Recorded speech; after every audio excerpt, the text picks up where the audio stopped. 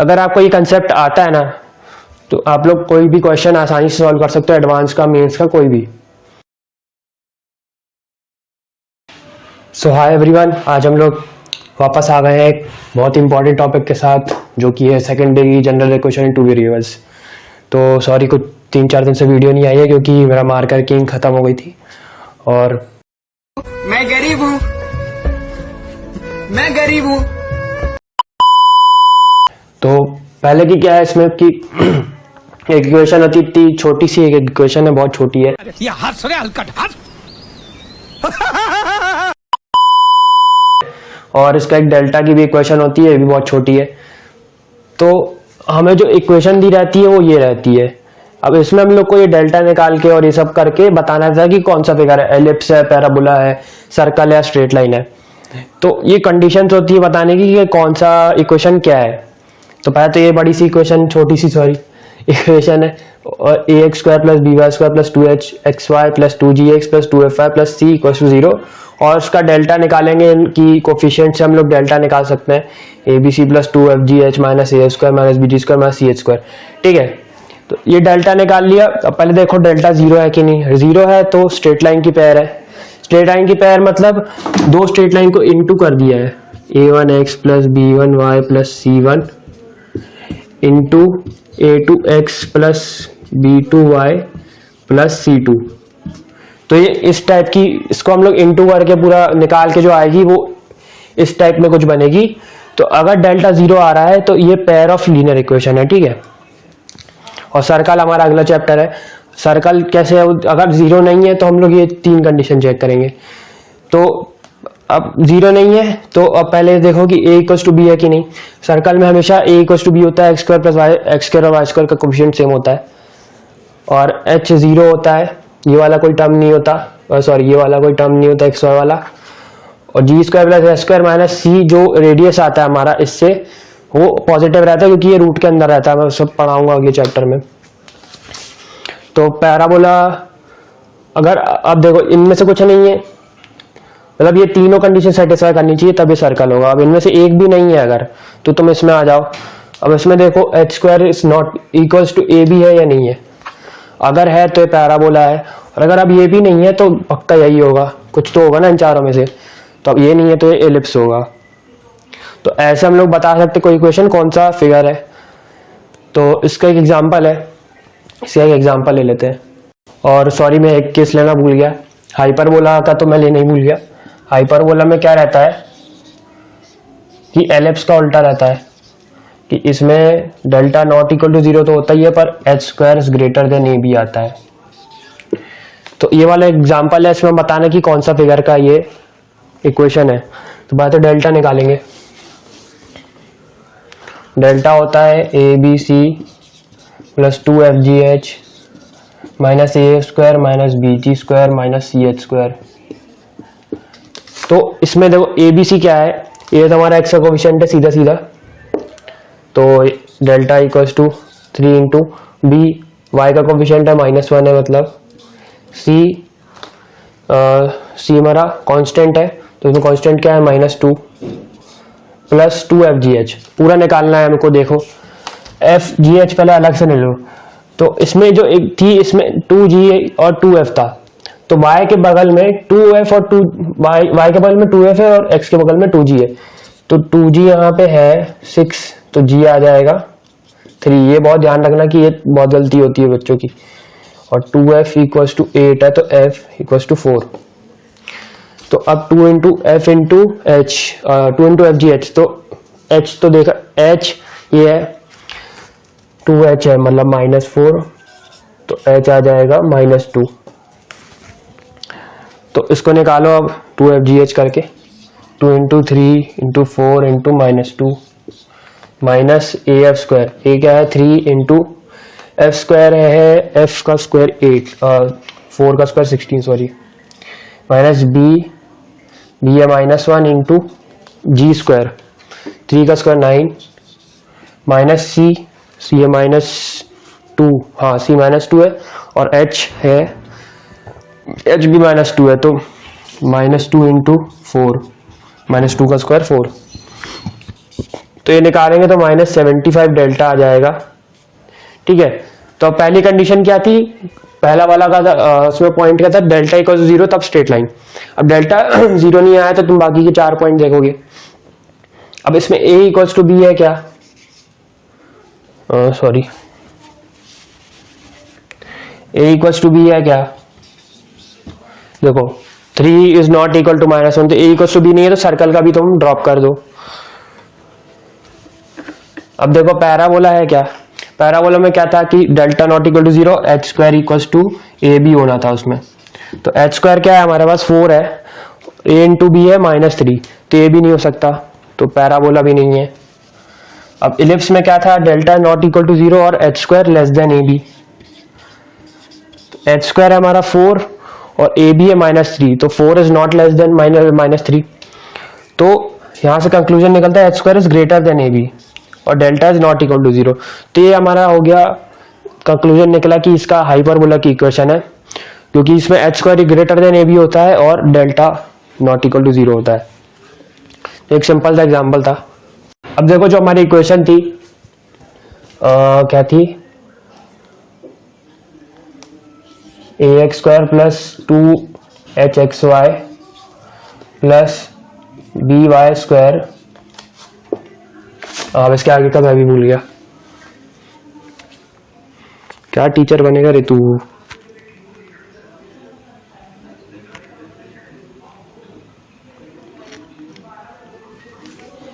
हाँ, plus 2gx plus 2fy plus c equal to 0, ये equation है।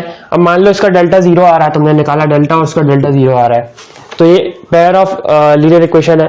तो वो पेयर को सेपरेट कैसे करेंगे, मतलब वो दो लाइन जो इनटू करके ये लाइन बनी थी, वो दोनों लाइन को हमको अलग अलग निकालना है, तो वो कैसे आएगी, पहले सबको x के टर्म्स में लिख लो, ax स्क्वायर प्लस 2hy, और मैंने इन दोनों में से x कॉमन लिया, प्लस 2gx प्लस बाकी का constant by square plus 2fy plus c equal to 0।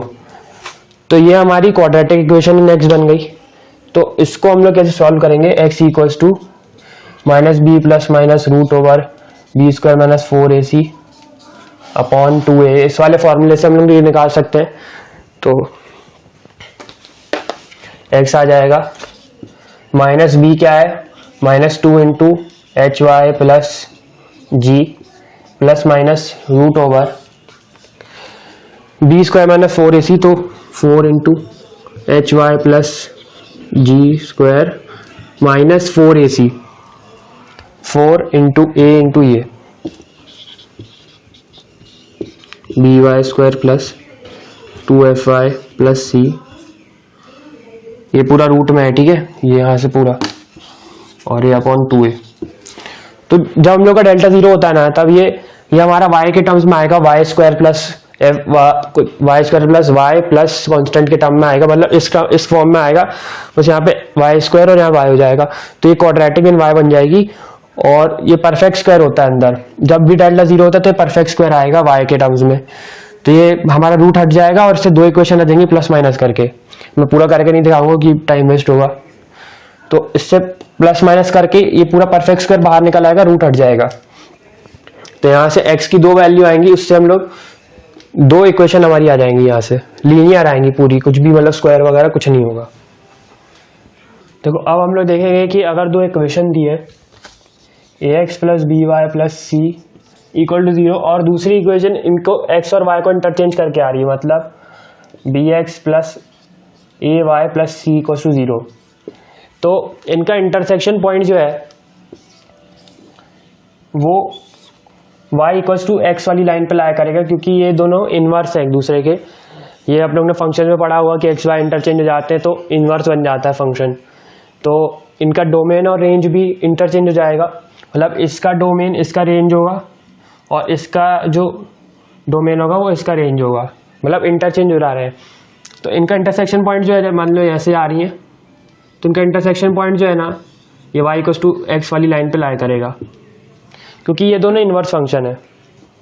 तो एक छोटी सी बात थी। अब हम लोग देख लेते हैं सेकंड डिग्री होमोजीनियस इक्वेशन।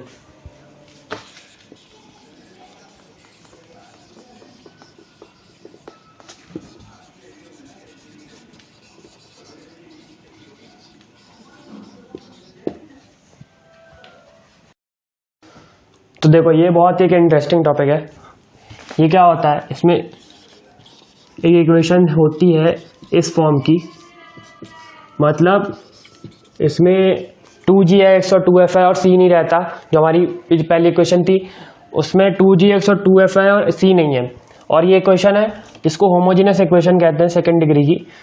तो ये जो पेयर ऑफ स्ट्रेट लाइंस बनती हैं ये हमेशा, तो अगर h² is greater then ab है तो ये पेयर ऑफ स्ट्रेट लाइंस होंगी जो कि ओरिजिन पे इंटरसेक्ट कर रही हैं, ऐसी कुछ, ठीक है,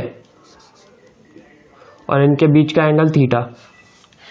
तो ये पेयर ऑफ स्ट्रेट लाइंस है, इन दोनों को इनटू करके ये आया है।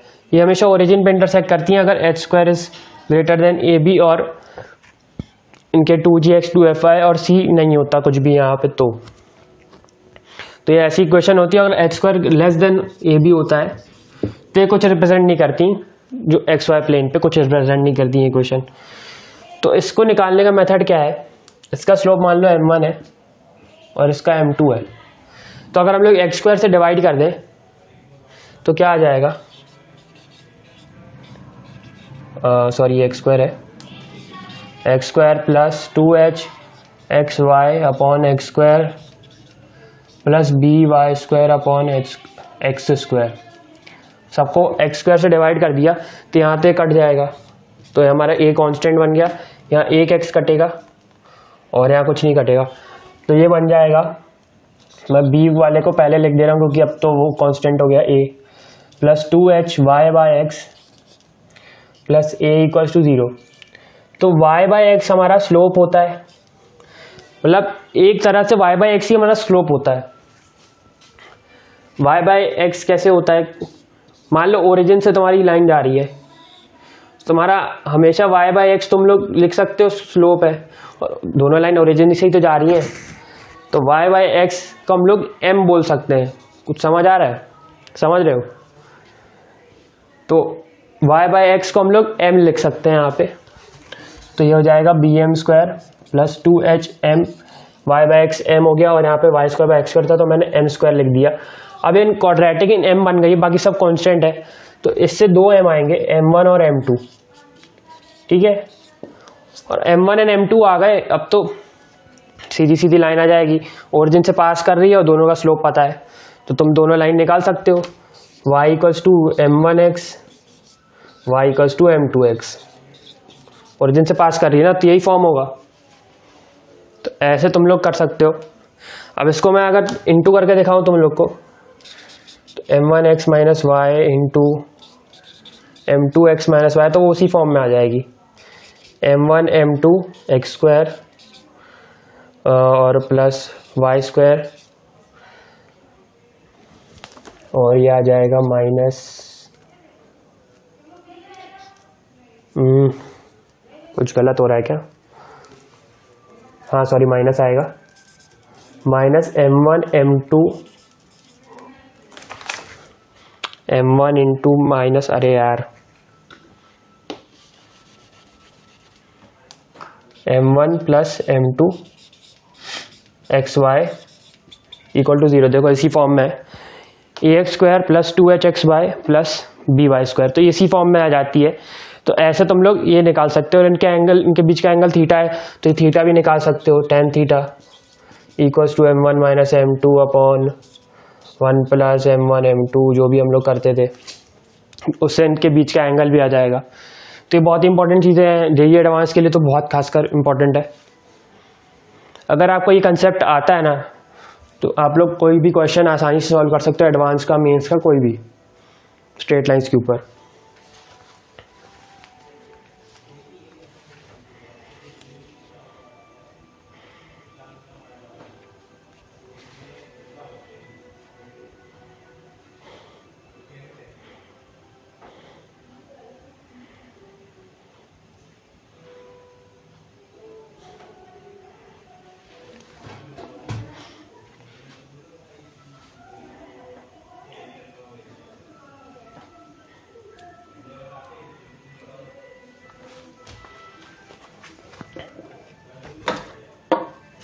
अब देखो यहाँ से tan थीटा ये है हमारा, मैं कहाँ बैठा हूँ,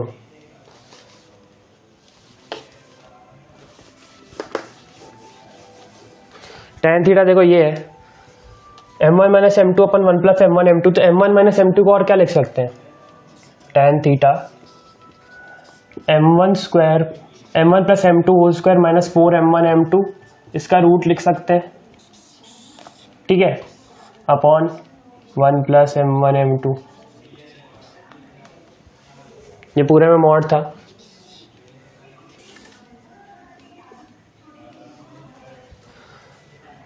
तो ये लिख सकते हैं इसको, तो यहाँ से m1 प्लस m2 और m1 m2 निकाल लो क्वाड्रेटिक इक्वेशन से, सम ऑफ टर्म्स, सम ऑफ क्या बोलते थे इसको, सम ऑफ जीरोस, हाँ सम ऑफ जीरोस का क्या आता था, माइनस 2h/b आ जाएगा, माइनस b/a आता था जो, माइनस 2h/b लिखो,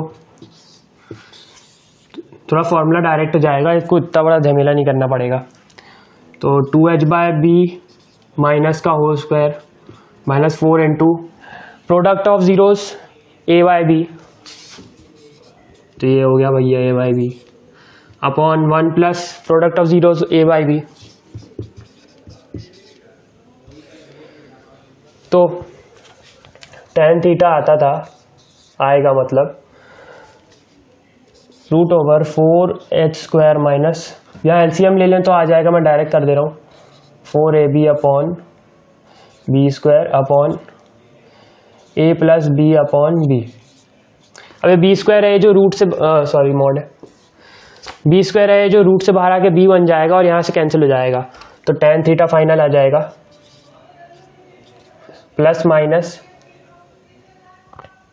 नहीं लेते हैं, चलो अपन को तो एंगल निकाल लेना, तो मॉड से आ जाएगा, तो ये root over h square minus A B upon 1 plus A b आता है।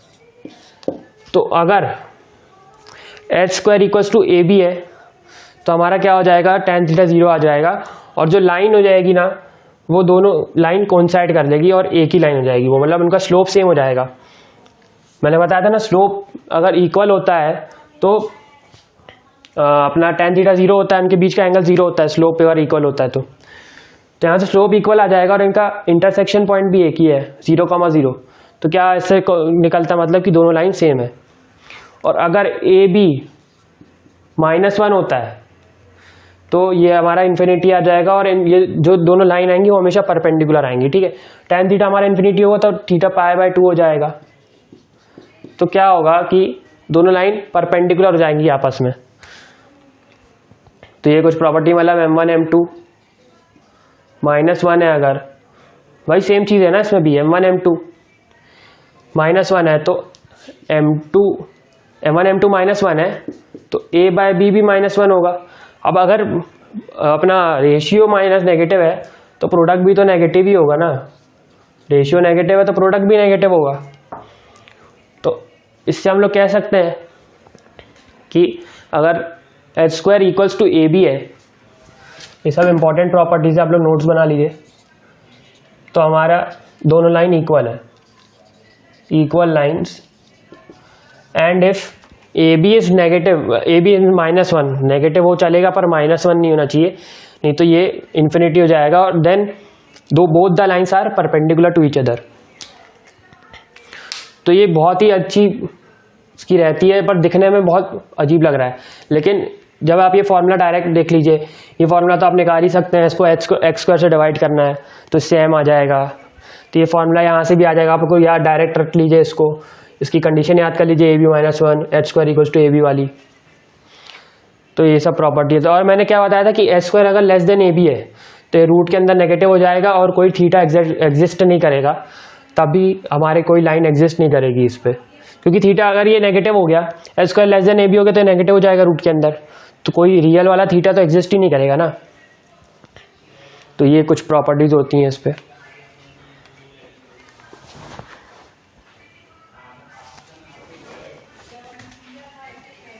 सॉरी यहाँ 2 आएगा, my mistake, 2 root over h square minus A B 1 plus A B.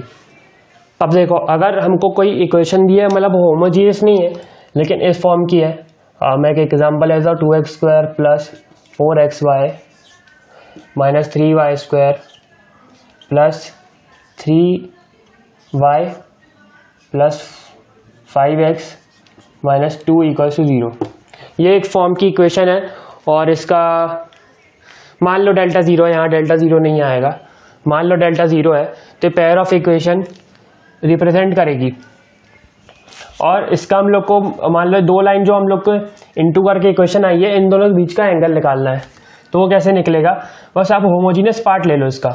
Homogeneous में क्या रहता था कि ये तीनों नहीं रहते थे, तो ये होमोजीनियस पार्ट ले लो, बस उठा लो और इनका m1 m2 निकाल के या तो स्लोप निकाल लो, मतलब m1 m2 जैसे हम लोगों ने निकाला था एक्स स्क्वायर से डिवाइड करके बाकी वो सब करके निकाल लो, या तो तुम लोग tan थीटा का डायरेक्ट फॉर्मूला लगाओ 2 mod of h square minus A B upon 1 plus A B.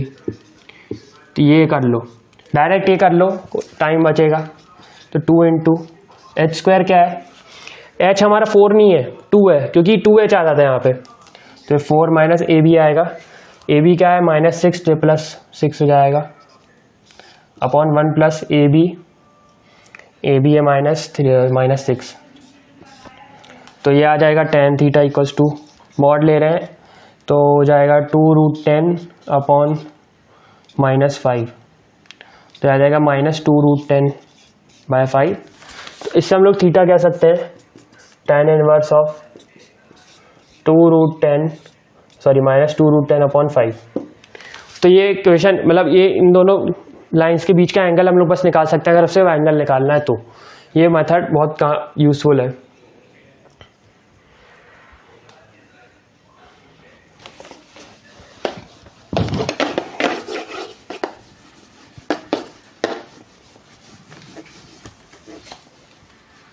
तो अब हम लोग ये देख लें कि स्लोप कैसे निकालते हैं। दो पेयर ऑफ इक्वेशन की जो लाइन है, पेयर ऑफ इक्वेशन की जो इक्वेशन है उसके जो दोनों लाइन है उनके बीच का हम लोग ने एंगल देख लिया और स्लोप निकाल लेंगे हम लोग m1 m2 करके। अगर स्लोप अगर निकालना उनका तो एक्स स्क्वायर से डिवाइड करके m1 m2 निकाल सकते हैं आप। वहाँ से हमारा ये मेथड हो गया, मतलब जो मैंने पिछला मेथड बताया था ना उसी में एक्स स्क्वायर से डिवाइड कर दो, जो 2x स्क्वायर था plus 4xy minus 3y square था, हम लोग ने होमोजेनियस वाली उठाई थी, इससे एक्स स्क्वायर से डिवाइड कर दो तो 4y/x minus 3y स्क्वायर/x² equal to 0।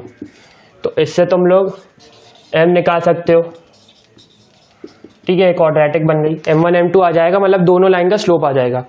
हम लोग को दोनों लाइन पूरी निकालनी है तो इंटरसेक्शन पॉइंट और स्लोप दोनों, ये दो चीज़ें चाहिए रहती हैं। तो यहाँ से तो हमारा स्लोप आ जाएगा। अब क्या करेंगे, इंटरसेक्शन पॉइंट निकालेंगे। इंटरसेक्शन पॉइंट कैसे निकालेंगे कि ax square plus 2hxy plus by square plus 2gx plus 2fy plus c, ये क्वेश्चन थी। अब इसको पहले x के रिस्पेक्ट में डिफ्रेंशिएट करो, फिर y के रिस्पेक्ट में डिफ्रेंशिएट। पहले x के में कर लेते हैं अपन, 2ax प्लस 2hy प्लस ये 0 हो जाएगा क्योंकि y x के रिस्पेक्ट में कर रहे हैं, यहाँ पे x का कोई टर्म नहीं है। डिफ्रेंशिएशन तो पढ़ा ही होगा थोड़ा बहुत, ये 0 तो हमारे पास आ जाएगी 2ax plus 2hy plus 2g equal to 0। 2 लिखने की ज़रूरत नहीं है, कहीं भी कट जाएगा। तो ये इक्वेशन आ गई। अब y के रिस्पेक्ट में डिफ्रेंशिएट करो इसी इक्वेशन को, तो ये आ जाएगी hx रहेगा बीच में और ये को hx प्लस और ये by plus f equal to 0। तो ये दो इक्वेशन आ जाएंगी। पहले y के x के रिस्पेक्ट में डिफरेंशिएट किया, ये आई, और y के रिस्पेक्ट में किया तो ये वाली आई। अब इन दोनों को साइमल्टेनियसली सॉल्व कर लेंगे एलिमिनेशन से, जिससे भी आपको सॉल्व करना है। तो इससे जो पॉइंट आएगा x, y वही इन दोनों का इंटरसेक्शन पॉइंट होगा। अब आपके पास m1 m2 आ गया, इंटरसेक्शन पॉइंट आ गया, तो दोनों लाइन आ जाएंगी। तो इससे इन दोनों हम लोग ये वाले मेथड से लाइन निकाल सकते हैं। और अगर मान लो ये हमारे स्ट्रेट लाइन्स की पैर नहीं थी, पैराबोला या हाइपरबोला, एलिप्स या सर्कल हुई, तो ये वाला मेथड हम लोग उसमें भी लगा सकते हैं। पर उसमें क्या आएगा, x और y हमारा सेंटर होगा C1, या तो सर्कल का सेंटर, हाइपरबोला का सेंटर, एलिप्स या पैराबोला का सेंटर। तो ये पैराबोला का तो कोई सेंटर नहीं होता, सॉरी, एलिप्स, हाइपरबोला या सर्कल का सेंटर आएगा इससे, अगर हम लोग ये वाली मेथड लगाएं। इक्वेशन तो यही रहेगी, इसका बस डिफरेंशिएट ही करना है और इन दोनों को सॉल्व करना है। तो ये बहुत ही अच्छा मेथड है, पूरी इक्वेशन आ जाएगी स्ट्रेट लाइन्स की और फिर स्लोप भी आ जाएंगे। तो ये हमारा आज का टॉपिक था। अब हमारा लास्ट टॉपिक बचा होमोजेनाइजेशन, वो हम लोग अगली वीडियो में ले लेंगे। तो तब तक पढ़ते रहिए। और वीडियो कैसी लगी? मजा आया, और मैं ये जो मजा है हिंदुस्तान के हर व्यक्ति को देना चाहता हूं। तो टाटा, बाय बाय। बाय बाय, टाटा, गुड बाय।